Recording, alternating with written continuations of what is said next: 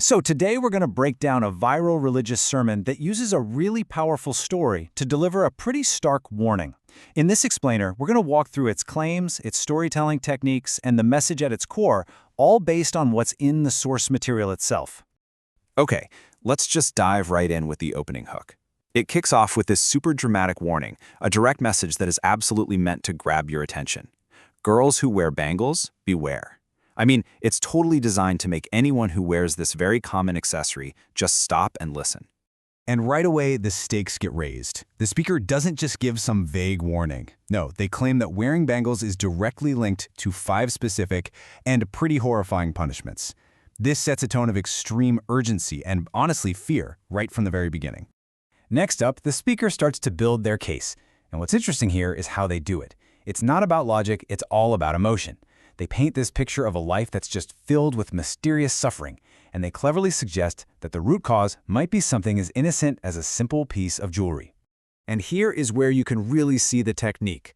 The speaker is connecting these very common everyday hardships, financial stress, health problems, family arguments, to the simple act of wearing bangles. This creates a powerful emotional link between a physical object and these deep spiritual consequences. It really primes the audience for a big reveal. But just when you think you know where this is all going, that bangles are bad, the entire narrative just flips. The sermon uses a classic bait-and-switch technique that completely changes the direction of the message. The speaker poses this question, and it feels like they're leading you to an obvious conclusion. But this right here, this is the pivot point, where the entire argument is about to get turned on its head.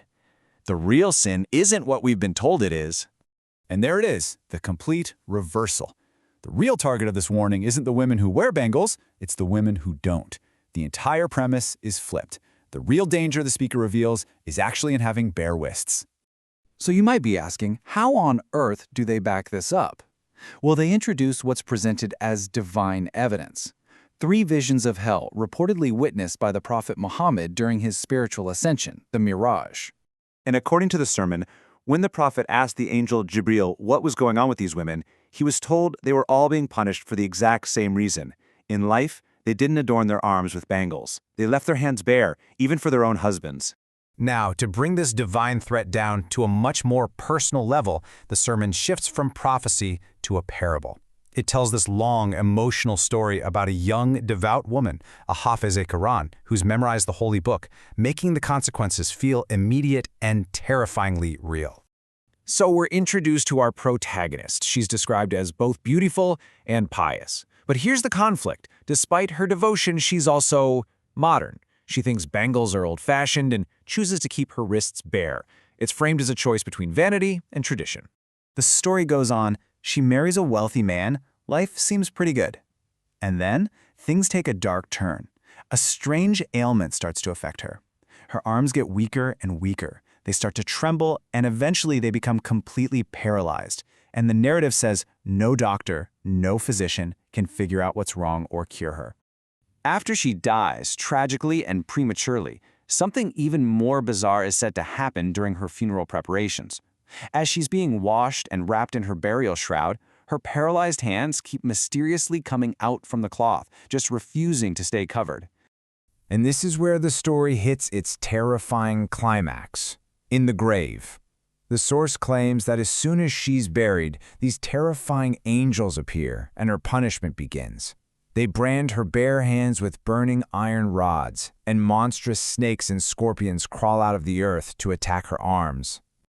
So, with the emotional impact of that story fresh in the listener's mind, the speaker moves to the sermon's main point, an explicit list of the 5 punishments that are said to be waiting for any woman who chooses not to wear bangles.